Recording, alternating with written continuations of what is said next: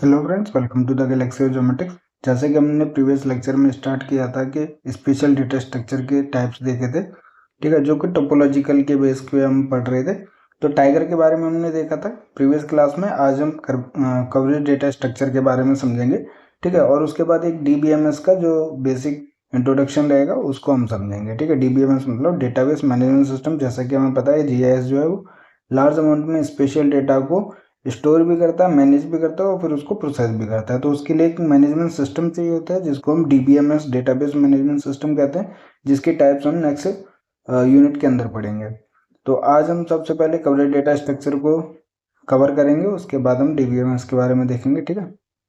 Coverage data structure was practised by many GIS companies like ESRI. ये काफ़ी important और जानी मानी कंपनी है इसरी, ठीक है। इसके अगर आप देखोगे सॉफ्टवेयर पैकेजेस रहते हैं जीएस के, जैसे आर्क मैप 10 की बात करोगे तो ये हमारे पास सपोर्टिंग पीडीएफ्स भी प्रोवाइड करती है। तो इसरी काफ़ी इम्पोर्टेंट और हाई वैल्यूएबल कंपनीज है, ठीक है।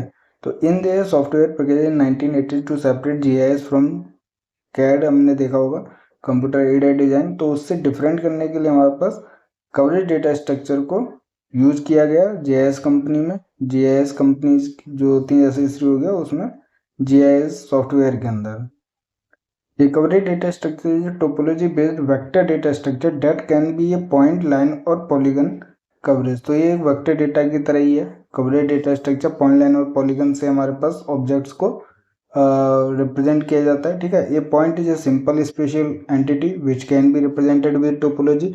टोपोलॉजी हमें पता है कि जो स्पेशल रिलेशनशिप रहता है उसको रिप्रेजेंट करती है। The point coverage data structure contains feature identification number and pairs of x y coordinates. तो इसमें देखिए, अगर कोई भी पॉइंट है, पोल को रिप्रेजेंट कर रहे हैं या किसी ट्री को रिप्रेजेंट कर रहे हैं, तो ये जो पॉइंट है वो दो चीज़ रखेगा। एक तो हमारे पास आइडेंटिटी नंबर रखता है और दूसरा हमारे पास उसके एक्स वाई कोऑर्डिनेट्स रहते हैं। तो अभी हम फिगर में भी देखेंगे कि जो पॉइंट है वो कैसे कवर किया जाता है कवरेज डेटा स्ट्रक्चर के अंदर, लाइन को कैसे रिप्रेजेंट किया जाता है और पॉलीगन को कैसे रिप्रेजेंट किया जाता है। पॉइंट हमारे पास क्या है, एक तो आइडेंटिटी रखता है। जैसे अगर कोई एग्जांपल देखें तो ए बी सी डी, जैसे यहाँ पे ए और 2 4 हमारे पास क्या है, एक्स और वाई कोऑर्डिनेट है उसका। तो आगे हम देखेंगे, क्योंकि हमें पता है कि वेक्टर डेटा स्ट्रक्चर के अंदर पॉइंट है जो कि लोकेशन इन्फॉर्मेशन को कैरी करता है, ठीक है। तो वो हमारे पास एक आइडेंटिटी के साथ रिप्रेजेंट किया जाता है कवरेज डेटा स्ट्रक्चर में।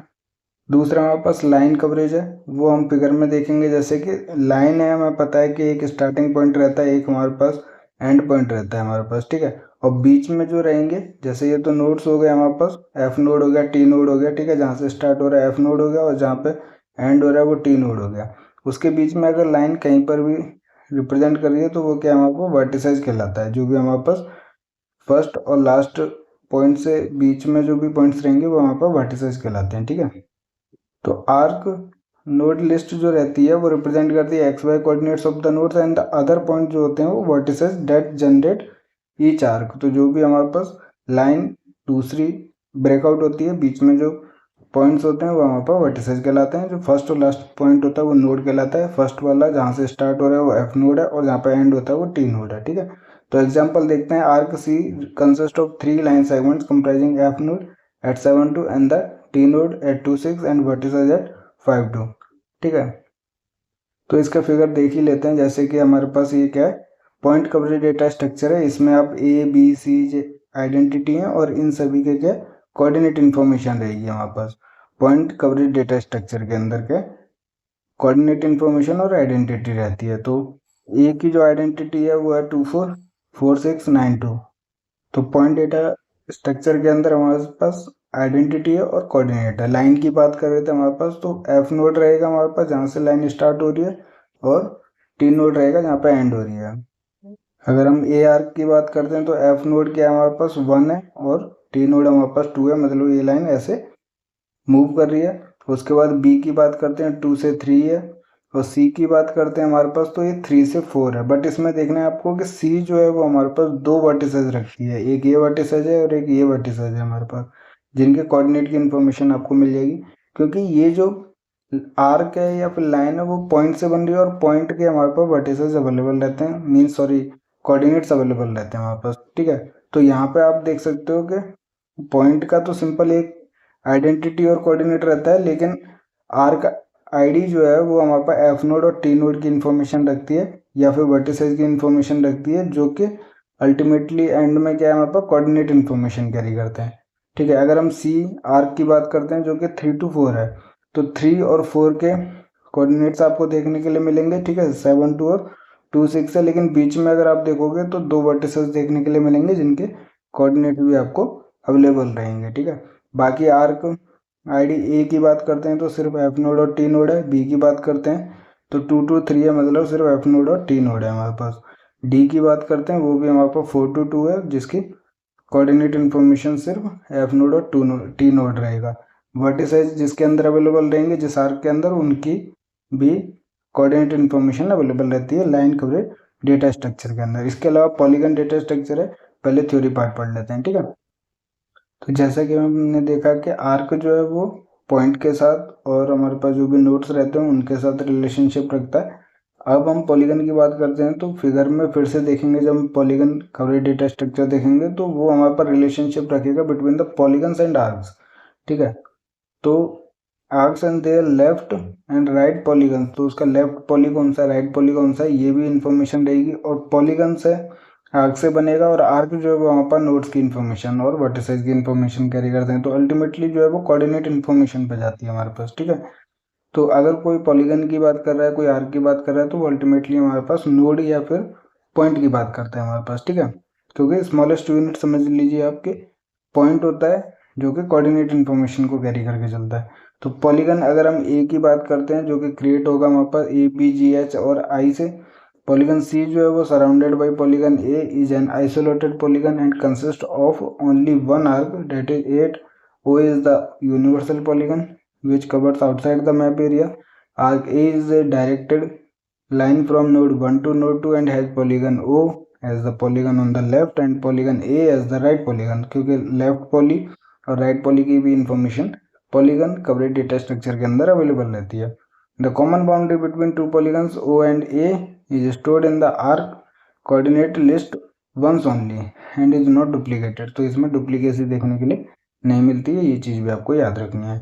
अभी क्या हमें ज़्यादा समझ नहीं आया, अभी हम फिगर से समझते हैं तो ज़्यादा अच्छे से क्लियर होगा हमारे पास। ठीक है, तो जैसे हमने आर्क की बात की थी जो कि नोड से बनता है, अब पॉलीगन की बात कर रहे हैं जो कि आर्क से रहता है हमारे पास, और फिर आर्क हमारे पास क्या नोड की इन्फॉर्मेशन या फिर पॉइंट की इन्फॉर्मेशन कैरी करता है। ठीक है, तो यहाँ पे हम 3 पॉलीगन की मेनली बात कर रहे हैं हमारे पास। एक हो गया ए, एक हो गया हमारे पास बी और एक हो गया हमारे पास सी।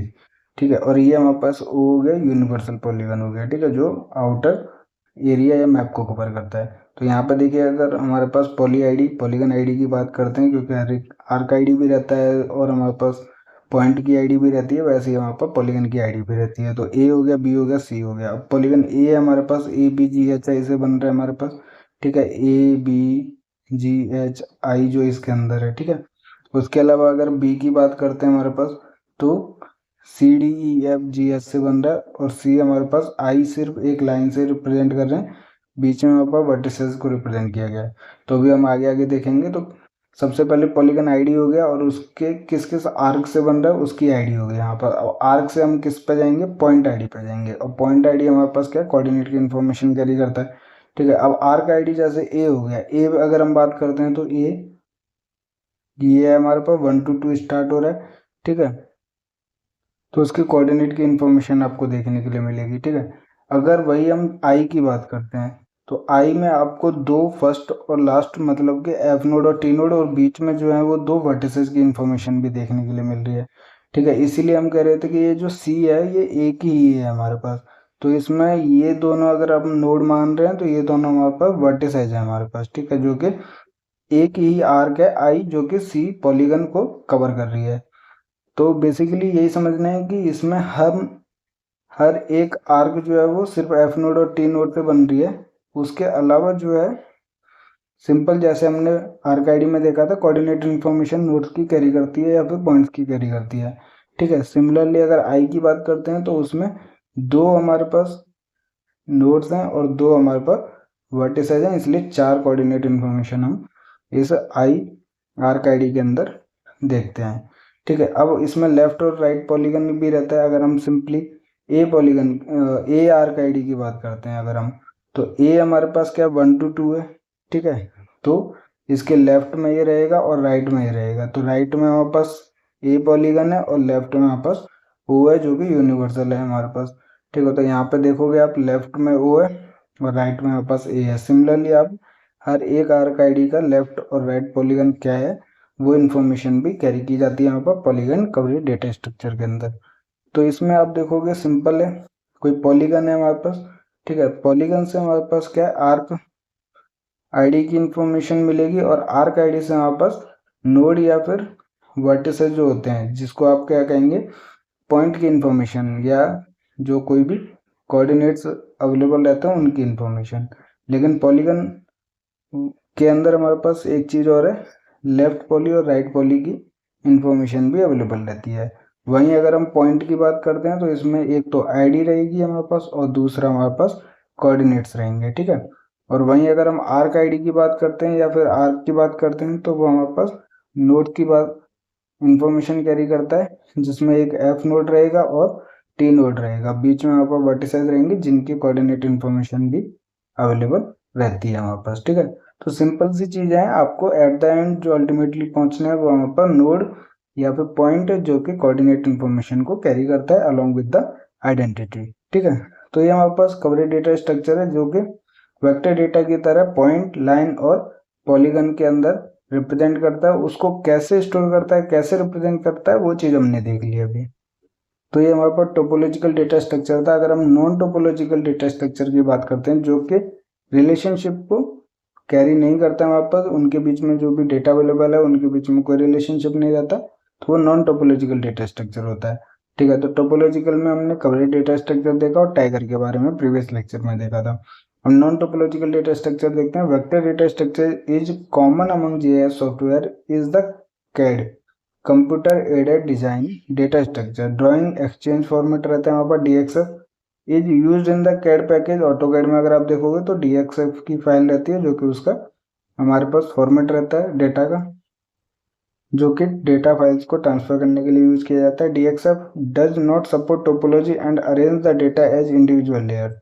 तो जो ऑटोकैड है वो हमारे पास रिलेशनशिप को कैरी नहीं करती है। कैड के अंदर हमारे पास non topological data structure format रहता है, ठीक है, जो कि हमारे पास इंडिविजुअल लेयर्स में डेटा स्टोर किया जाता है। कोई टोपोलॉजी को सपोर्ट डीएक्सएफ फाइल नहीं करती है हमारे पास, जो कि कैड में यूज की जाती है, ठीक है। This structure consist of listing elements not features, defining by strings of vertices to define geographic features, example point line or area. There is considerable redundancy with this data model since the boundary segment between two polygons will be stored twice, once for each feature. तो कोई topology available नहीं है, कोई relationship available नहीं है। मान लीजिए दो पॉलीगन हमारे पास A B C D E F को अगर स्टोर करना है, ठीक है, दो पॉलीगन है ए बी ई एफ है हमारे पास, ठीक है, और दूसरा मान लीजिए हमारे पास क्या हो गया बी सी डी ई है हमारे पास। तो इसमें बी और ई जो है वो कॉमन है, तो दो बार ही हमारे पास स्टोर की जाएगी डीएक्सएफ या फिर ऑटोकैड के अंदर। तो हमारे पास क्या होती है ट्वाइसली स्टोर किया जाएगा। यही जो आर्क है बी ई आर्क है, कॉमन आर्क है, कोई टोपोलॉजी नहीं है तो कोई रिलेशनशिप अवेलेबल नहीं रहता है, इसलिए ये दो पॉलीगन्स जो है वो दो बार स्टोर किए जाते हैं। इसी चक्कर में हमारे पास बी जो है वो दो बार स्टोर होती है हमारे पास, ठीक है। This format allows user to draw each layer by using different line symbols colours and text in this structure. Polygons are independent and difficult to answer about the essence of the feature. अब कोई relationship नहीं है तो एसेंसी भी हम नहीं बता पाते हैं उसमें। The CAD vector model lacks the definition of spatial relationship between feature that is defined by the topological data model। तो कोई रिलेशनशिप नहीं रहता हमारे पास कैड फाइल या फिर डीएक्सएफ के अंदर, ठीक है, फाइल फॉर्मेट के अंदर। तो टोपोलॉजिकल डेटा मॉडल को वो रिप्रेजेंट नहीं करता है हमारे पास, ठीक है। Since 1990s almost all commercial GIS packages such as ArcGIS, MapInfo, GeoMedia have adopted non topological data structure. अब जैसे जीआईएस हो गया, मैप इन्फो हो गया, जियो मीडिया, ये भी हमारे पास क्या नॉन टोपोलॉजिकल डेटा को जो भी स्ट्रक्चर रहता है उसको अडॉप्ट कर रहे हैं। जैसे अगर आप शेप फाइल की बात करोगे तो आर्क मैप 10 के अंदर आप शेप फाइल पे ही वर्क करते हो मोस्टली, जो होता है जो लेयर वाइज डेटा को स्टोर करता है हमारे पास, कोई रिलेशनशिप नहीं रहता उसमें। तो .shp हमारे पास क्या उसका फॉर्मेट रहता है standard non topological data format है जो जीआईएस पैकेज के अंदर यूज किया जाता है। तो इसी से हम काफ़ी सारा डेटा को एनालाइज करते हैं। In Arc Info coverage the geometry of shape file is stored into two extension types such as .shp and .shk x होता है हमारे पास, ठीक है। तो अगर हम शेप फाइल .shp की बात करते हैं तो वो ज्योमेट्री को भी स्टोर करता है। अगर .shx की बात कर रहे हैं हमारे तो वो हमारे पास स्पेशल इंडेक्स को मेंटेन करता है हमारे पास। अगर हम ज्योमेट्री की बात करते हैं तो शेप फाइल की बात कर रहे हैं, और .shx की बात कर रहे हैं तो वो हमारे पास उसके स्पेशल इंडेक्स की बात करते हैं हमारे पास, ठीक है, जो कि दोनों हमारे पास नॉन टोपोलॉजिकल डेटा स्ट्रक्चर है। The advantage of non-topological data structure, that is shapefile, lies in quickly display on the system than the topological data structure. Obviously जब हमारे पास टोपोलॉजिकल है, सारे डेटा जो है वो एक दूसरे से लिंक रहते हैं हमारे पास, ठीक है, टोपोलॉजी अवेलेबल रहती है, तो डिस्प्ले होने में या फिर लोड होने में थोड़ा टाइम लगता है। बट अगर हम वही बात करते हैं नॉन टोपोलॉजिकल डेटा स्ट्रक्चर की, वो तो वो क्विक डिस्प्ले रखता है और जल्दी से एनालाइज भी होता है हमारे पास।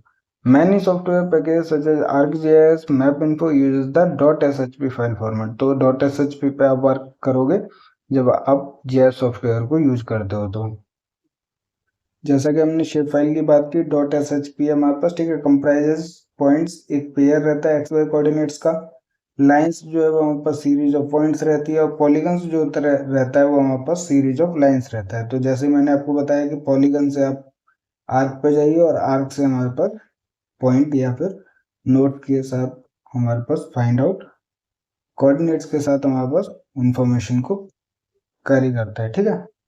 शेप फाइल की बात कर रहे थे। There are no files to describe the spatial relationship between geometric objects and polygon boundaries have duplicate in shape file. तो कैसे हमारे पास डुप्लीकेसी देखने के लिए मिलती है, अभी हमने थोड़ी देर पहले डिस्कस किया था कि दो पॉलीगन अगर कॉमन बाउंड्री रख रहे हैं तो वो जो कॉमन बाउंड्री है दोनों पॉलीगन्स के लिए दो बार स्टोर की जाती है यहाँ पर, जब कोई टोपोलॉजी नहीं होती है, जैसे कि SHP या फिर शेप फाइल के अंदर यूज की जाती है हमारे पास, ठीक है, non topological data structure format के अंदर।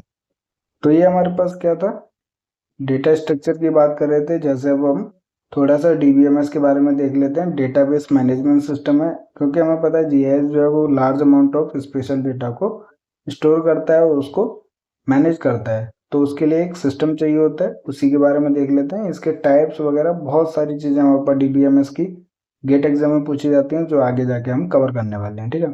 तो DBMS क्या है हमारे पास, database management system. Real world entities और objects can be stored into computer files which are simple और वेल ऑर्गेनाइज्ड लिस्ट।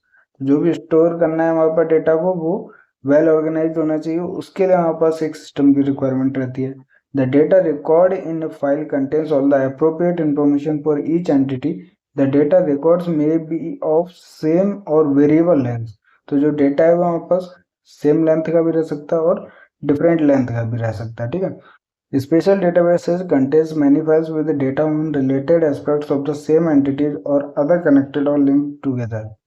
जो स्पेशल डेटा फाइल्स रहती हैं वो हमारे पास बहुत सारे डेटा को कैरी करती हैं, सेम एंटिटीज, ठीक है, उसके अंदर अवेलेबल रहती हैं, जो कि एक दूसरे से रिलेटेड भी रहती हैं हमारे पास, तो लिंक भी रहती हैं हमारे पास। जो भी डेटा रहेगा हमारे पास, मान लीजिए कोई भी ट्री है, उनका कलर सेम रहेगा, सेम टाइप ऑफ ट्रीज हैं तो हमारे पास उनका जो करेक्टरिस्टिक है वो भी सेम रहता है। तो मतलब कुछ ना कुछ लिंकिंग अवेलेबल रहती है स्पेशल डेटा स्ट्रक्चर के अंदर, ठीक है। तो उसको बनाए रखना, वो सभी फाइल्स को मेंटेन करना, उसके लिए हमारे पास डेटाबेस की रिक्वायरमेंट रहती है। तो proper organisation is important for storing these files in an appropriate way to model real world phenomenon and to ensure efficiency storage and retrieval of data. तो जो भी हमारे पास डेटा स्टोर किया जा रहा है, एक तो उसका प्रॉपर ऑर्गेनाइजेशन या फिर मैनेजमेंट होना चाहिए, ठीक है, क्योंकि जो भी रियल वर्ल्ड के अंदर रिलेशनशिप है या फिर लॉजिकल रिलेशनशिप है, कि जितना डिस्टेंस है, जितना साइज है, वही हमारे पास फॉर्मेट उसके अंदर सेव किया जा रहा है, ठीक है, और एफिशिएंसी के साथ हमारे पास डेटा को स्टोर किया जा रहा है। ये हमारे पास एक कंफर्मेशन होनी चाहिए कि प्रॉपरली ऑर्गेनाइज हो रहा है और प्रॉपरली स्टोर हो रहा है, क्योंकि उसके बाद जो रिट्रीवल ऑफ डेटा है वो काफ़ी इंपॉर्टेंट रहता है, कि जब हम डेटा को एनालाइज करने के लिए उस डेटाबेस से जब भी कोई डेटा लेते हैं तो सेम रिलेशनशिप उसके अंदर अवेलेबल होनी चाहिए। तो रिट्रीवल ऑफ डेटा भी इंपॉर्टेंट रहता है हमारे पास, ठीक है।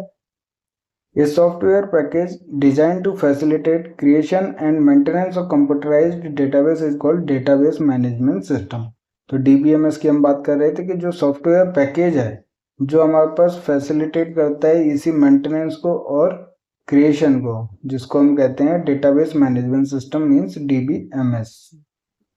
There are many methods for efficiently storing and retrieving the data and to model logically the real world feature, that is hierarchical, network, relational, multidimensional and object based, which are used nowadays in GIS। तो मैंने आपको बताया था कि logical जो relationship है वो maintain होना चाहिए वहाँ पर रियल वर्ल्ड के अंदर। जो भी फीचर्स को हम रिप्रेजेंट कर रहे हैं GIS सॉफ्टवेयर के अंदर, उस डेटा के अंदर जो रिलेशनशिप है वो प्रॉपरली ऑर्गेनाइज की जाए, स्टोर की जाए, उसके लिए हमारे पास DBMS की रिक्वायरमेंट रहती है, उस सॉफ्टवेयर पैकेज की रिक्वायरमेंट रहती है। उसी के बेसिस पे हमारे पास बहुत सारे मेथड्स होते हैं। तो ये चीज़ें हम आगे जाके यूनिट में पढ़ेंगे, हायरार्किकल मेथड पढ़ेंगे, नेटवर्क देखेंगे, ठीक है, रिलेशनल मॉडल देखेंगे, ऑब्जेक्ट बेस्ड हम पढ़ेंगे। तो ये सभी जो मेथड्स हैं उनको हम नेक्स्ट यूनिट के अंदर पढ़ेंगे, जो कि टाइप्स रहेंगे DBMS के, डेटाबेस मैनेजमेंट सिस्टम के। क्योंकि बहुत सारे मेथड्स हैं, उन्हीं मेथड्स से हम डेटा को स्टोर करते हैं GIS सिस्टम के लिए, ठीक है।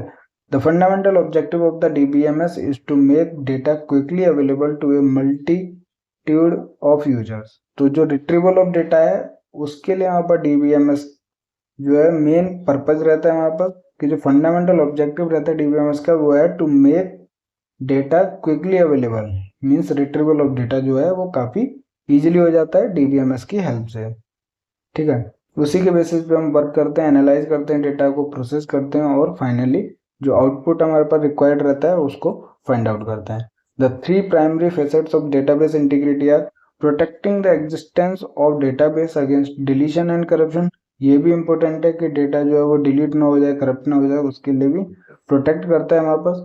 Maintaining the quality of database to facilitate the additional removal and updating if necessary. तो कुछ भी ऐड करना है, डिलीट करना है, रिमूव करना है, अपडेट करना है, उसको भी मेंटेन करता है डेटाबेस की क्वालिटी को, ठीक है। Ensuring the privacy of the database, database की प्राइवेसी को भी इंश्योर करता है। तो डेटाबेस के यहाँ पर it is a collection of information that is organised in such a way that it can easily and rapidly be accessed, manage and updated. तो डेटाबेस जो है वो डेटा को स्टोर करता है, जो भी इंफॉर्मेशन रहती है, उसके साथ साथ वो उसको ईजिली और क्विकली एक्सेस करता है, मैनेज करता है और अपडेट भी करता है हमारे पास, ठीक है। तो उसको क्या कहते हैं, डेटाबेस कहते हैं। A database is an integrated collection of data records, files and other database objects. तो जो भी फाइल है, रिकॉर्ड्स है, उसको कलेक्शन को डेटाबेस कहते हैं। There are many types of DBMS ranging from small system that run on personal computer to huge system that run on mainframes। तो DBMS के जैसे हमने मेथड्स देखे, वैसे यहाँ पर मैनी टाइप्स होते हैं जो कि स्मॉल पर्सनल कंप्यूटर से लेके यहाँ पर मेन फ्रेम तक के लिए रिक्वायर्ड रहती हैं।